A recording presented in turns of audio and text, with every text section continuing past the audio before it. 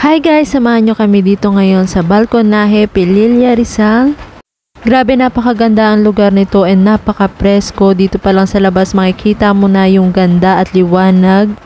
At pagpasok mo ay makikita mo ang mga tables, chair na pwede mong kainan, pwedeng sa mga date, kasama mga barkada, friends, and family. And naka-order na nga kami ng foods namin and inantay lang namin ito na dumating. Napakabait ng staff dito and bibigyan kanila muna ng drinks bago nila maserve ang pagkain. At yan na nga yung foods namin. May mga bulalo, salad, vegetable salads, at kung ano na pang meron dyan na mga menu. And ito yung mga menu nila sa mga drinks, may mga family meal, solo meal, at iba pang mga meals. Syempre, mag-pray muna tayo bago tayo kumain. And then, nag-start na kami kumain. Grabe guys, napakasarap ng bulalo nila dito. Nakabukod nga pala yung sabaw nila sa meat. Isa-serve nila sa inyo ng mainit na mainit yung sabaw. You can search sa Facebook nila, Balconaje, Pililla.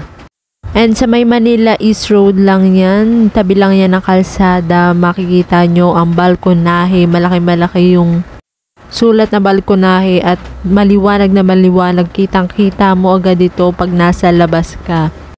Kaya if you are looking for dating place, dating spot, or sa mga friends mo, mga family, pwedeng-pwede to guys. Marami ka nang pwedeng makain dito and napaka-presko dito. Hindi ka maiinitan. Mas masarap dito kapag pupunta ka is hapon.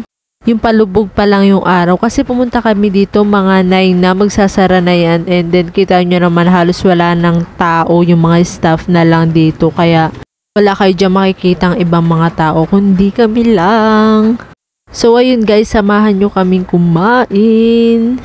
Pakasarap ng foods dito, hindi nyo pagsisisihan na pumunta kayo. So yan, kitang-kita nyo naman, diba? And grabe guys, yung sabaw nito, grabe, bulalong-bulalo talaga, kaya punta na kayo. May pag-gold pa yung plates nila dyan, diba? Yaman yan. So, ayan, let's eat. Binilis ako na yung pagkain ko kasi para mabilis yung video natin.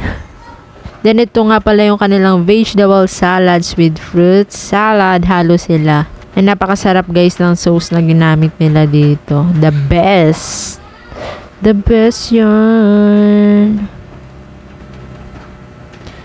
May paletos pa. So, you can comment down below kung gusto nyo malaman kung saan lugar talaga yan. Kung ano yung pwede nyo maging daan. From Manila to Pililla, or from Quezon to Pililla, or from Laguna to Pililla. You know that. I try na subuan siya ng gulaman and see his reaction. Sabi ko, i-feel niya na masarap yung gulaman. Pero di niya nakinaya.